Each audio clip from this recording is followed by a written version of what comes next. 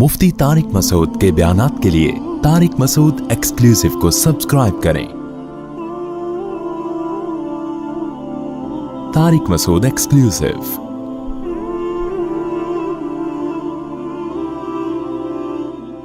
अभी देखो, एक मेरे पास वीडियो आई, क्लिप आया, किसी खातून ने कहीं खुदकुशी की है, शादीशुदा खातून बच्चों वाली, वो 5वीं बिल्डिंग से बच्चों को भी फेंक दिया, खुद भी छलांग लगा दी। ये वीडियो वायरल हुई है। नीचे लिखा हुआ है, हुकूमत को बुरा भला कहा है कि देखो गवर्नमेंट ने गुर्बत महंगाई इतनी कर दी है जिसकी वजह से यहां तक नौबत आ गई कि औरत अपने बच्चे को मार रही है। हाय हाय हाय। मुझे इतना गुस्सा आया जिसने वीडियो भेजी। मैंने कहा गवर्नमेंट को तो बुरा कहो, लेकिन ये मौका नहीं है, इस औरत को बुरा कहो। ये इतनी बड़ी कैसे हो गई, इसको रोटी नहीं मिली है, इसके बच्चे इतने बड़े बड़े कैसे हो गए। हवस है, हवस। लेबल गुर्बत महंगाई का लगा दिया।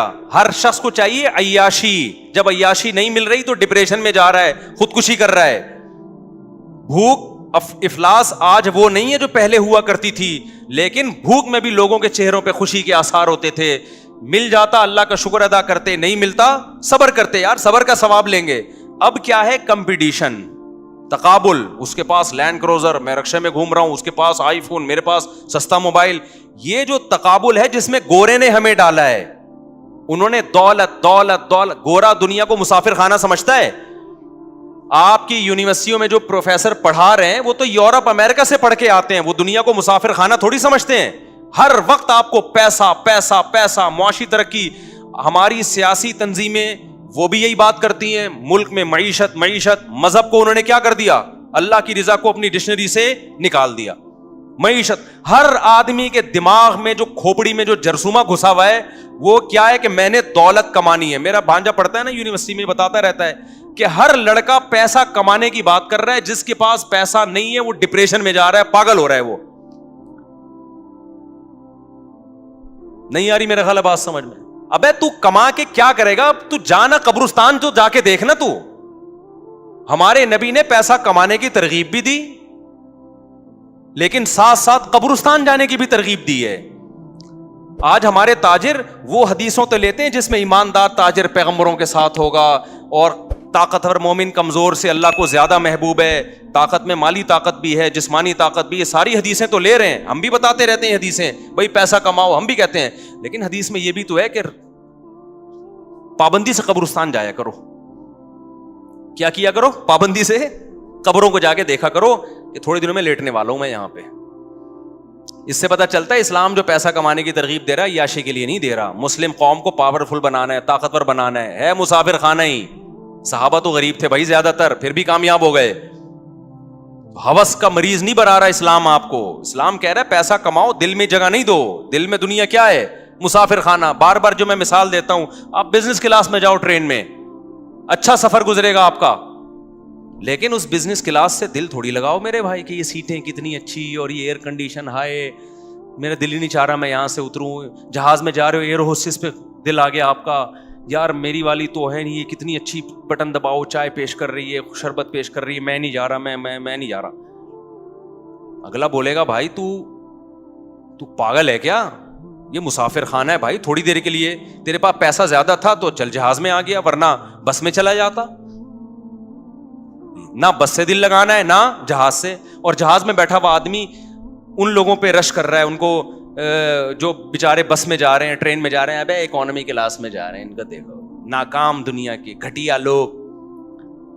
तो अक्लमंद क्या कहेगा, भाई मंजिल 24 घंटे के बाद तू भी वहीं पहुंचेगा जहां तू 1 घंटे में जहाज में पहुंच रहा है। मंजिल दोनों की क्या है, सेम है। तो सफर पे थोड़ी फख्र किया जाता है। तो पैसा पैसा पैसे की बकवास तो बहुत हो रही है।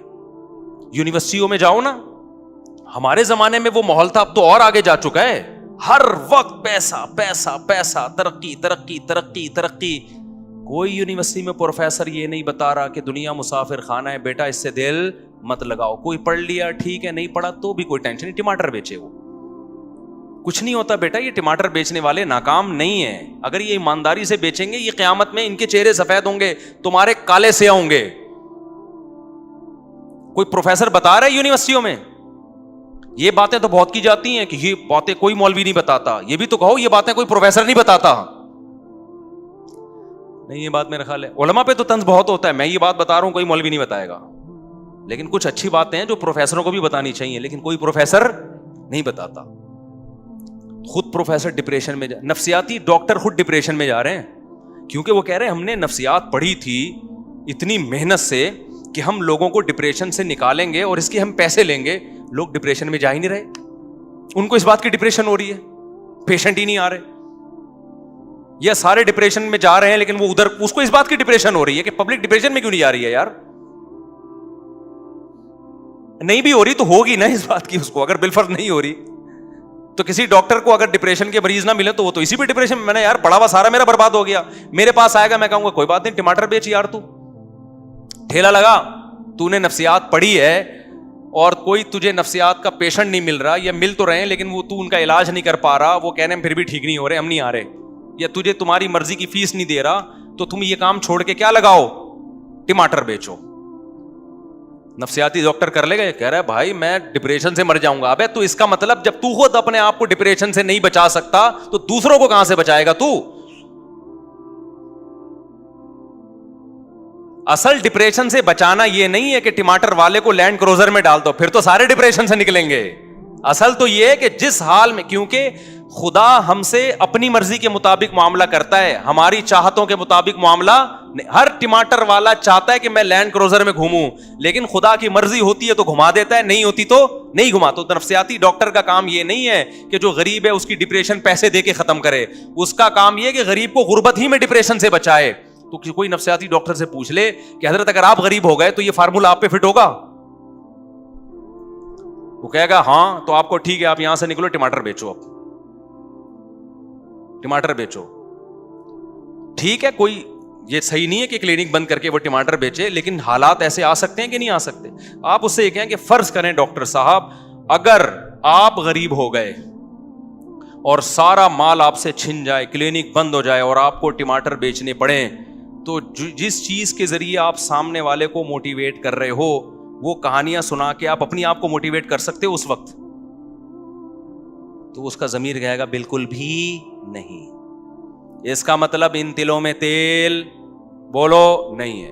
اسلام نے بتایا بھائی قبرستان جاؤ, ٹھیک ہے نا, بولو یار ٹماٹر بیچ کے بھی ادھر ہی آنا ہے, خزانے کما کے بھی ادھر ہی آنا ہے. اور کتنی پیاری مثال دی ہے قرآن میں, مجھے تو اتنا مزہ آتا ہے یار.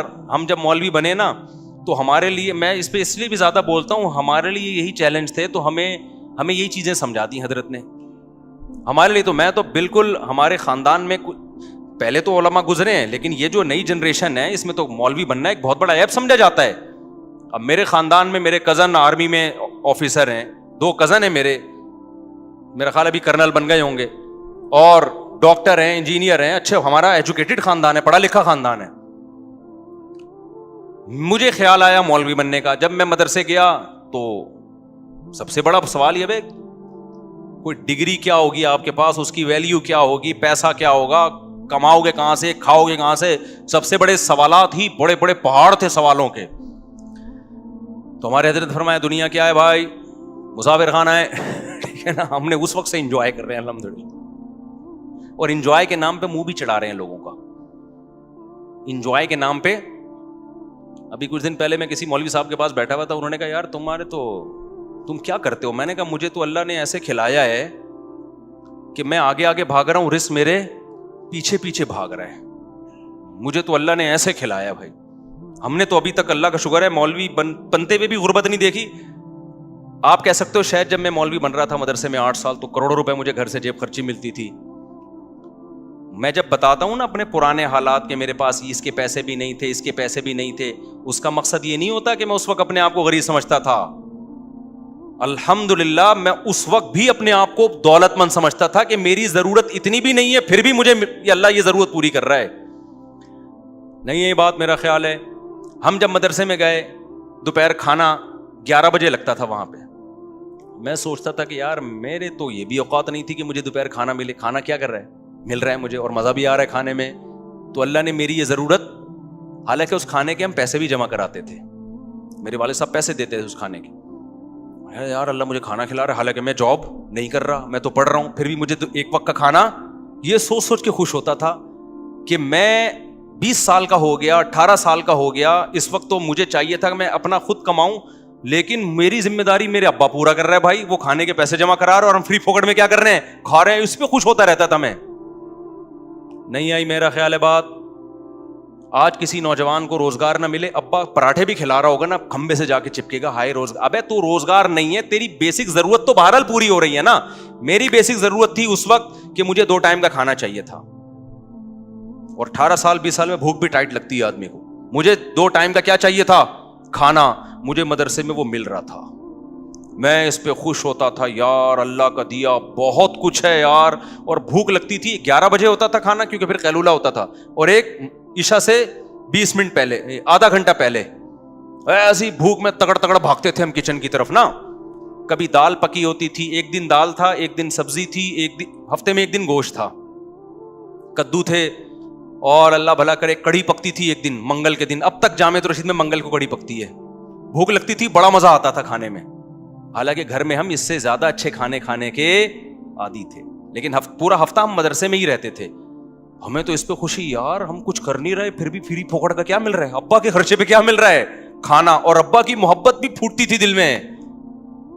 ایک ایک نوالے پہ ابا کو یاد کرتے تھے, یار یہ ابا ہے جو ہمیں کھلا رہا ہے.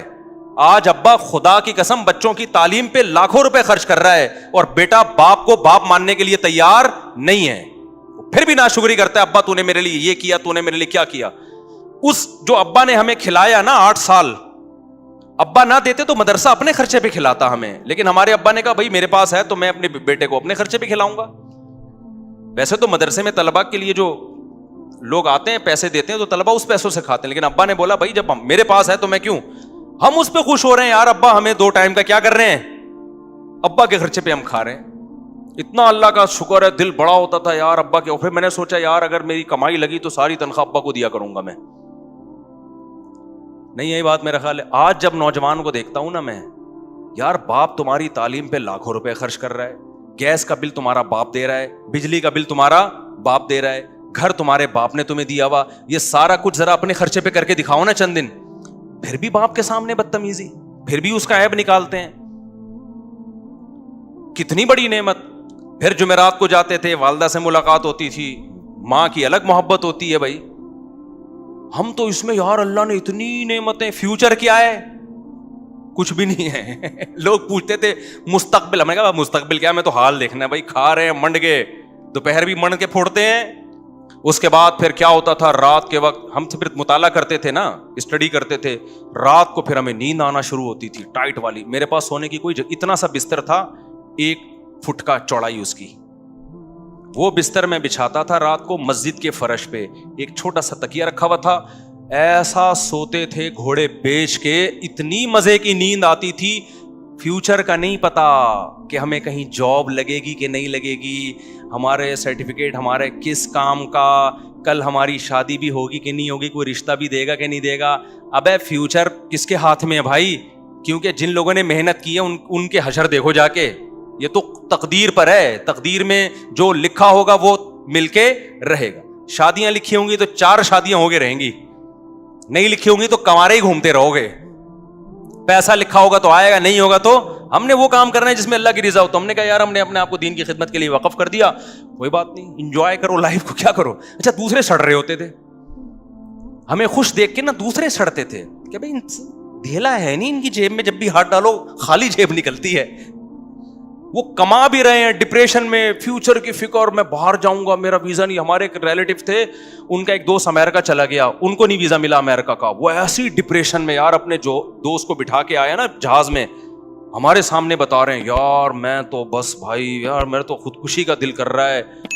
یہ جو قرآن کی آیت ہے نا, فمن زحزح عن النار وادخل الجنۃ فقد فاز, جس کو اللہ نے جہنم سے بچا لیا, جنت میں داخل کیا, وہ کامیاب. تو اس آیت کا وہ ایسا لگ رہا تھا ان کو جو امریکہ چلا گیا اور پاکستان سے بھاگ گیا وہ کامیاب, جو یہاں رہ گیا وہ ناکام. اس پہ ابے یار ابے بھائی, ان کو 3 دن تک ڈپریشن میں نیند نہیں آ رہی. ہمیں کیوں نیند آ رہی, ہم نے امریکہ کا بھی سوچا ہی نہیں تھا. ہم نے سوچا یہ تھا بھائی ہمیں بھوک نہیں برداشت ہوتی, کھانا مل جائے ہمیں, ٹھیک ہے نا, یہ لائف.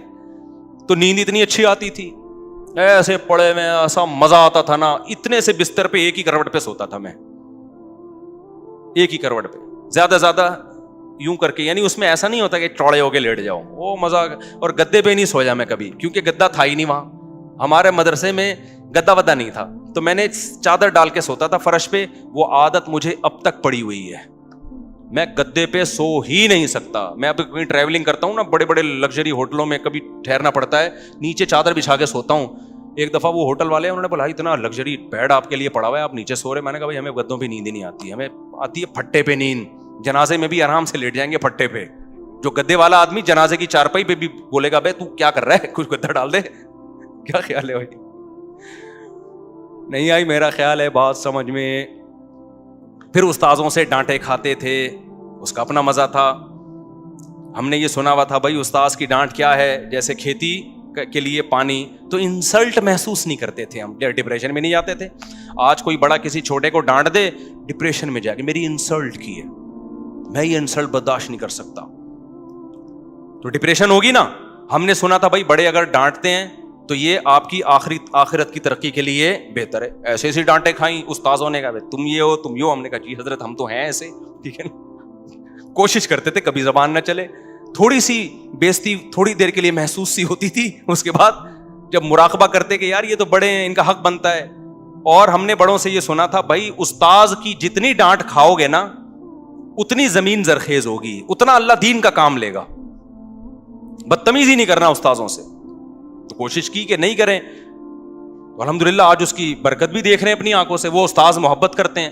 اگر ہم زبان چلاتے جیسے کالجوں میں ہو رہا ہے, ٹیچر کچھ بول دے آگے سے اسٹوڈنٹ کھڑے ہو کے کچھ بول دیتا ہے, تو بدتمیز بنتا ہے نا انسان.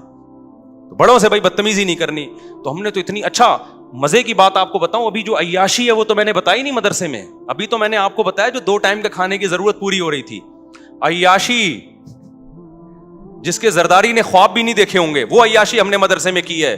اور یہ میں دل کی کیفیت بتا رہا ہوں, اوپر سے نہیں کہہ رہا. وہ عیاشی کیا تھی, کبھی کبھار لسی بھی جا کے پیتا تھا میں.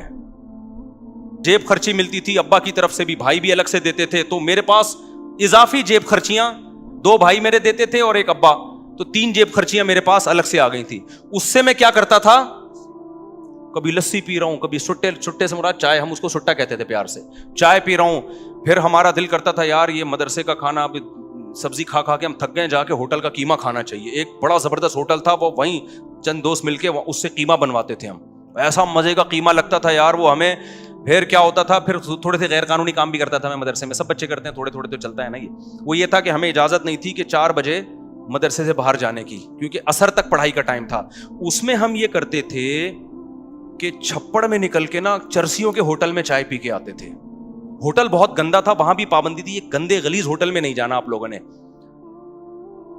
اب اچھا ہوٹل دور بھی ہے, اور وہ عصر کے بعد جائیں گے, عصر تک کا انتظار کون کرے گا.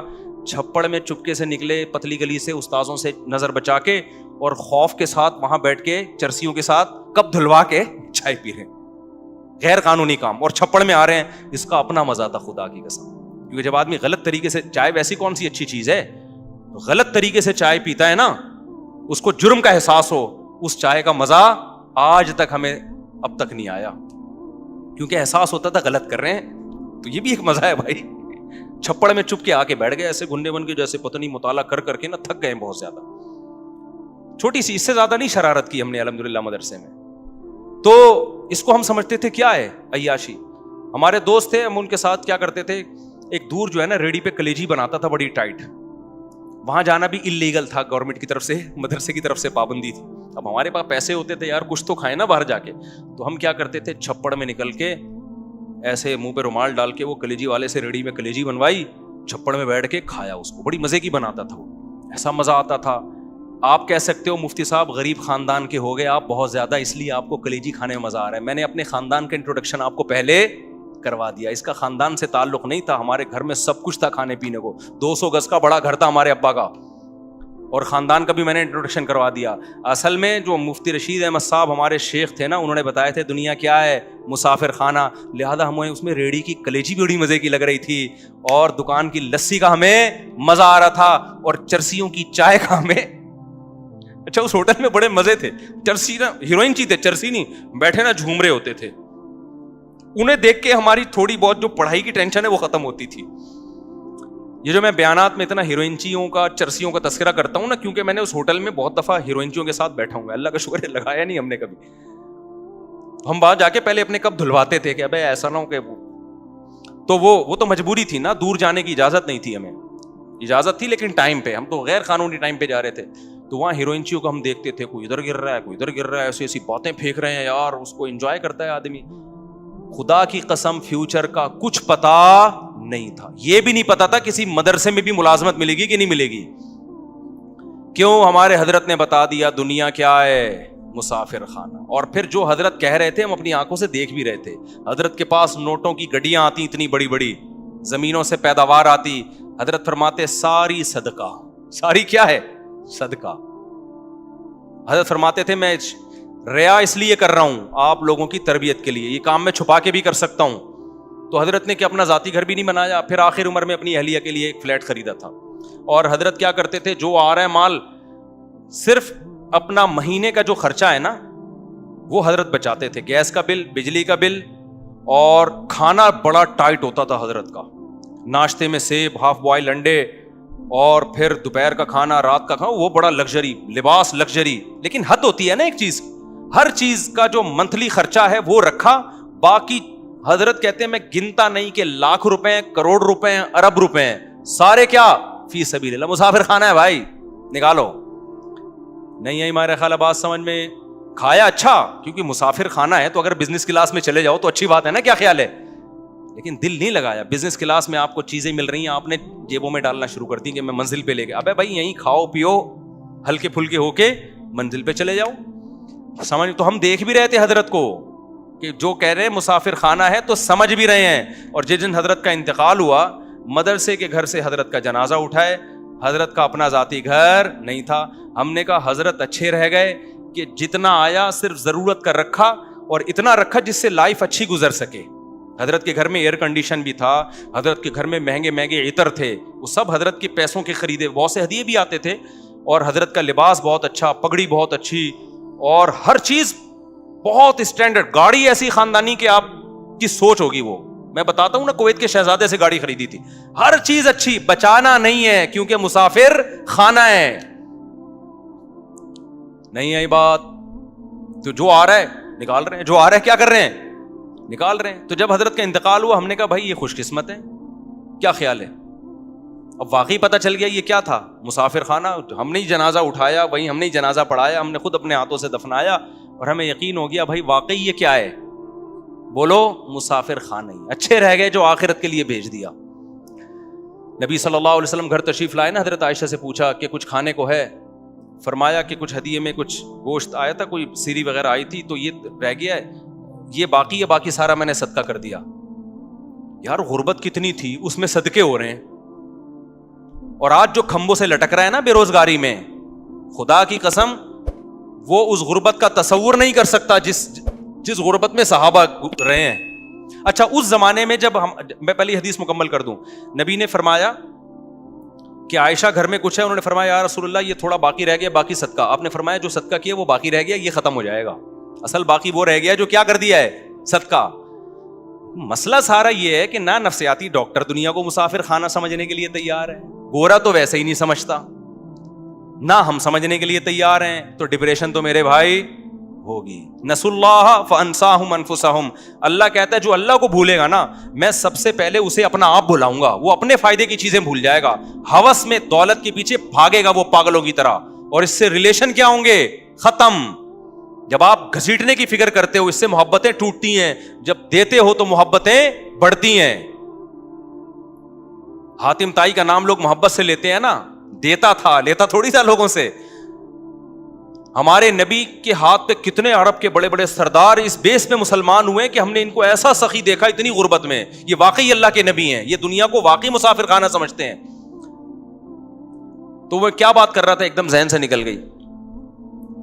ہاں تو میں عرض کر رہا تھا کہ پتہ نہیں ایک بات دماغ میں آئی تھی، واقعہ آیا تھا وہ دماغ سے ہی نکل گیا. تو یہ جو بے روزگاری میں خودکشیاں ہو رہی ہیں، بے روزگاری نہیں ہے، یہ عیاشی کے شوقین ہیں. ہاں میں یہ بتا رہا تھا کہ جب ہم ایسی ہمارے حالات تھے نا کہ مدرسے میں ایک دن ٹائم پہ دال کھا رہے ہیں، رات کو کڑی کھا رہے ہیں، ٹھیک ہے نا، وہ بڑی مزے کی کڑی ابھی بھی ہوتی ہے، بڑی ٹائٹ کڑی ہوتی ہے.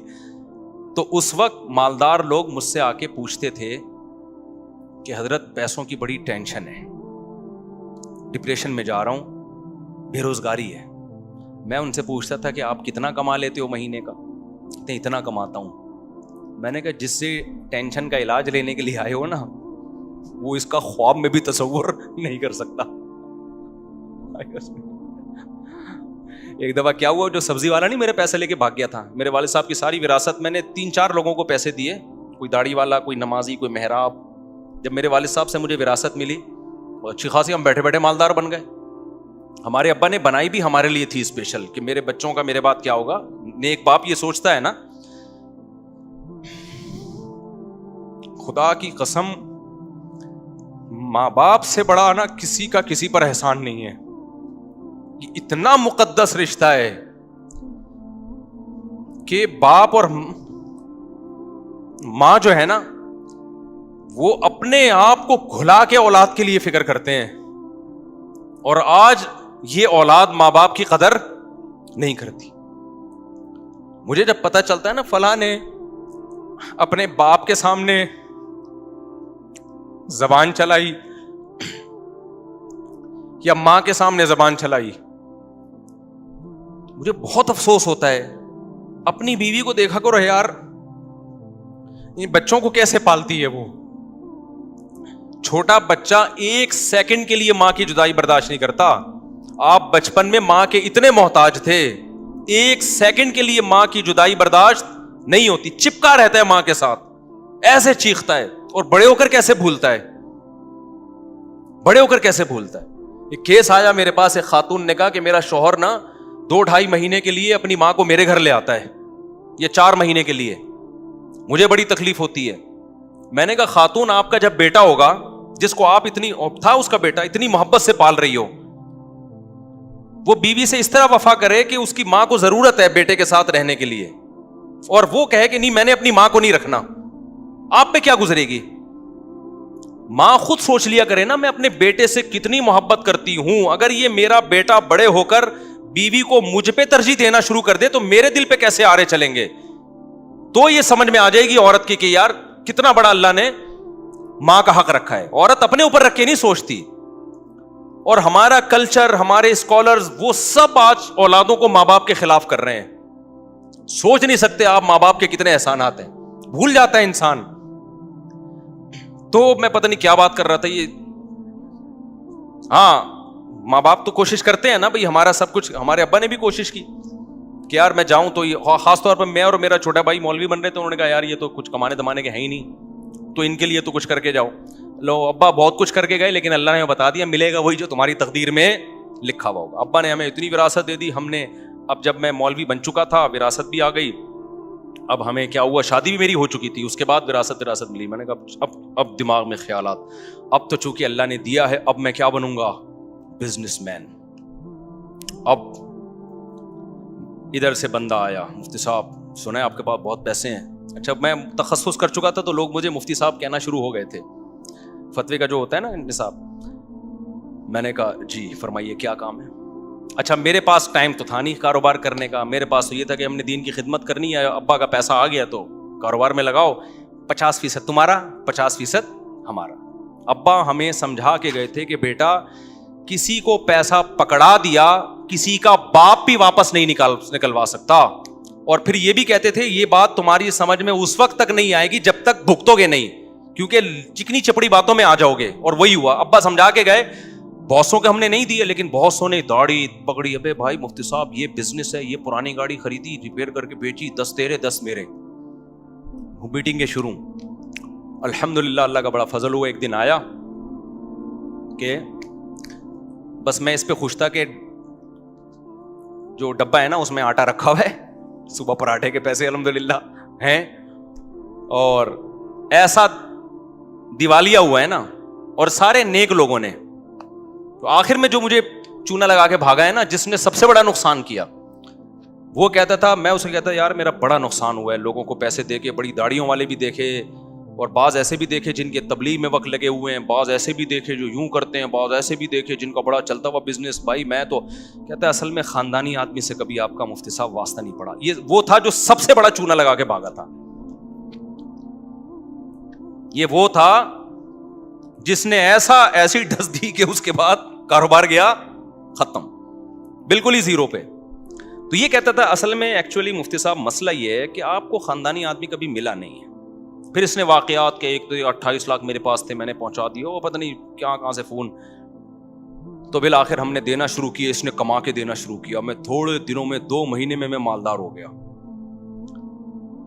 اچھا, اور مجھے یقین آ گیا اب لوگ آ رہے ہیں مفتی صاحب تھوڑا ہمارا پیسہ بھی لگوا دو, اتنا زبردست بندہ ہے یار یہ.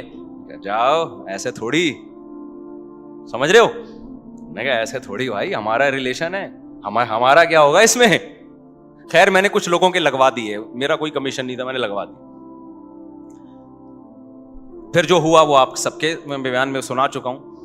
اچھا پیسہ اتنا لا کے دے رہا تھا کہ میری سمجھ میں نہیں آ رہا کہ میں گاڑی کرولا کا نیا ماڈل لوں یا شیراٹ کا پرانا ماڈل لوں. میں اس چکر میں گاڑی اور الحمدللہ نہیں لی, ورنہ بیڑا ہی غرق ہو جاتا. سمجھ رہے ہو کہ نہیں سمجھ رہے. اب ہوا یہ ہے کہ وہ صاحب جتنا دیا تھا نا اتنا واپس لے کے غائب. وہ دن آج کا دن اس اسٹیمپ پیپر پہ اس کے انگوٹھے لگے ہوئے تھے بہت سارے, کیونکہ جب ہم پیسے دیتے تھے میں کہتا بھائی شریعت میں حکم میں لکھو بھی, اس نے کہا لکھ لو. میں نے کہا شناختی کارڈ, اس نے کہا یہ شناختی کارڈ. میں نے کہا انگوٹھا بھی لگاؤ, انگوٹھا بھی لگا دیا. تو 3-4 سال تک میں وہ انگوٹھے لے کے گھومتا رہا ہوں. کچھ بھی نہیں ملتا بھائی ان انگوٹھوں سے, شناختی کارڈ سے, اسٹیمپ پیپر سے. سمجھ رہے ہو, بندہ مل بھی جائے تو کچھ نہیں کر سکتے آپ. آپ یہی کرو گے, پولیس کو بتاؤ گے, پولیس کیس چلے گا, کہ کچھ بھی نہیں ہوتا پاکستان میں, تو سوال ہی پیدا نہیں ہوتا. یا بدماشوں سے چترول لگواؤ گے آپ, پھر بھی نہیں نکلے گا. آدھا بدماش لے جائیں گے کہ ہم نے جو نکلوایا ہے تو ہمارا بھی تو کمیشن بنتا ہے. تو کچھ بھی نہیں. جب پیسے دیے تو اسی دن سے انا للہ و انا الیہ راجعون پڑھ لیا کرو. اچھا, میں جو اصل واقعہ بتا رہا تھا کہ میں بالکل زیرو پہ آ گیا اور میرے 2 گھر بھی تھے. تو مجھے چند سیکنڈ کی ٹینشن ہوئی ہے, چند سیکنڈ. جب میں گیا نا, میں نے دیکھا بندہ تو تالا لگا کے بھاگ گیا, ایک دم ایک تھوڑا سا دھچکا لگا. اس کے بعد اللہ کا شکر ہے وہ دن آج کا دن مجھے دوبارہ ٹینشن نہیں ہوئی. کیوں؟ ہم نے کہا یہ تو غریبی میں ملے تھے بھائی وراثت کے, ٹھیک ہے نا. گھر گیا, مجھے وہ دن یاد ہے 10 بجے. گھر والوں کو بھی میں نے بتایا نہیں تھا کہ سارا پیسہ غائب ہو گیا. گھر کچھ بھی نہیں بتایا میں نے, وہ بیان سے ہی گھر والوں کو شاید پتا چلا ہوگا. جب میں گھر آیا تو بچے میرے سو رہے تھے, پنکھا چل رہا تھا, کچن میں گیا, آٹا ہے, دال ہے, راشن ہے, گھر کا ناشتے کے پیسے بھی ہیں, دوپہر کھانے کے بھی ہیں, رات کھانے کے بھی ہیں. میں نے کہا یار اللہ نے اتنا دیا ہے کہ ابھی بھی فل عیاشی والی زندگی گزر رہی ہے الحمدللہ, مجھے ٹینشن نہیں ہوئی. تو میرے دوست مجھے کہتے تھے یار آپ کو تو برین ہیمریج سے مر جانا چاہیے تھا. میں کہہ رہا کس بات پہ مرتا ہے یار, یہ اللہ نے میری ضرورت سے ابھی بھی مجھے. میں نے کہا تیری کتنی ہے, اس نے کہا 1. میں نے کہا میری کتنی ہے 2. میں نے کہا ٹینشن تو تجھے مرنا چاہیے. باتیں کر رہے ہیں ہمارے سامنے, 1 لے کے گھوم رہا ہے اور ہمارے سامنے شو مار رہا ہے. سمجھ رہے ہو بات کو. میں گلگت گیا نا, میری تیسری شادی کے لیے رشتہ تھا, انہوں نے انکار کر دیا لڑکی والوں نے. تو وہ ان کو مجھ پہ ترس آنے لگا. میں نے کہا ترس کھانے کی ضرورت نہیں, ابھی بھی 2 ہیں تمہاری, ابھی ترس ہم تم پہ کھائیں گے. تو مجھے ذرا بھی الحمدللہ ٹینشن نہیں, اس دن سے آج تک کوئی ٹینشن نہیں, کیونکہ مجھے کھانے کو مل رہا ہے بھائی. فیوچر ہم نے پلاننگ کی نہیں ہے ٹوٹ پٹانگ قسم کی کہ ہمیں یہ چاہیے ہمیں وہ چاہیے. بھائی ہمیں بچوں کے لیے نان نفقہ چاہیے, گھر والوں کو کھلانے کے پیسے چاہیے, عیاشی کسی بھی بیگم کو چاہیے تو بھائی ہمارے پاس جو ہے ہم اسی حساب سے آپ کو کھلائیں گے. نہیں ہے تو پھر آپ ٹھیک ہے بھائی پھر جاؤ.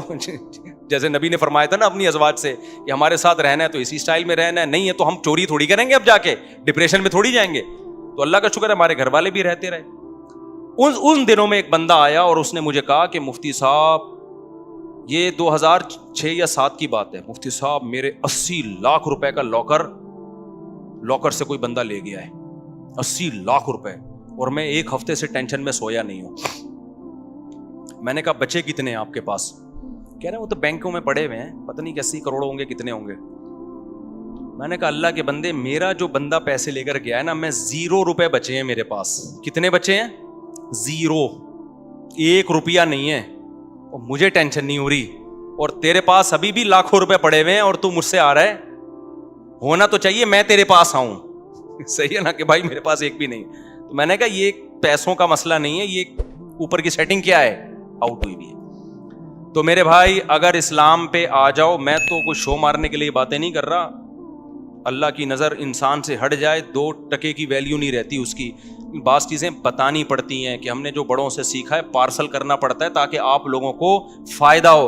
اور یہ جو خودکشی کے واقعات ہو رہے ہیں نا بے روزگاری میں، اس میں حکومت کو تو ویسے ہی برا بلا غریبی میں، وہ تو ان خودکشی کے حالات دیکھ کے نہیں کہا کرو کہ اصل میں گورنمنٹ ایسا کر رہی ہے جس سے لوگ خودکشی ہو رہی ہے.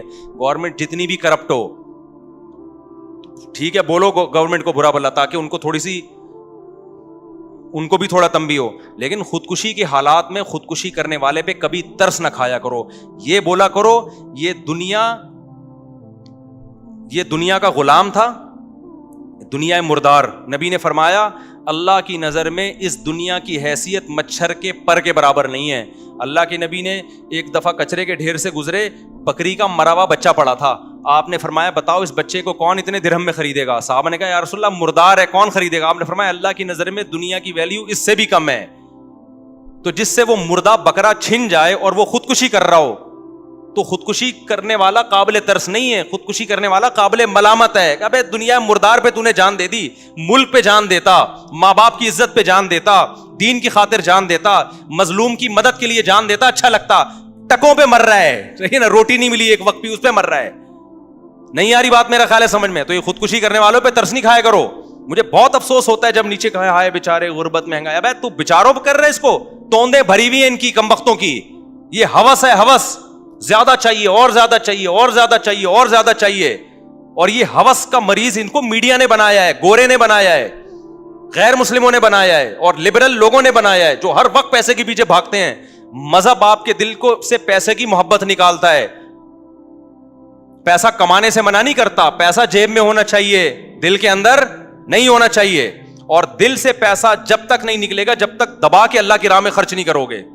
نکالو، ایسے نکالو کہ دل سے نہ لگے کہ دل میں تکلیف ہو رہی ہے. وہ صدقہ ہوتا ہے، تھوڑا سا اندر کیا ہو، زخم ہو کے یار یہ میں کیا کر رہا ہوں. لیکن بیسک ضرورتیں پہلے پوری کرو.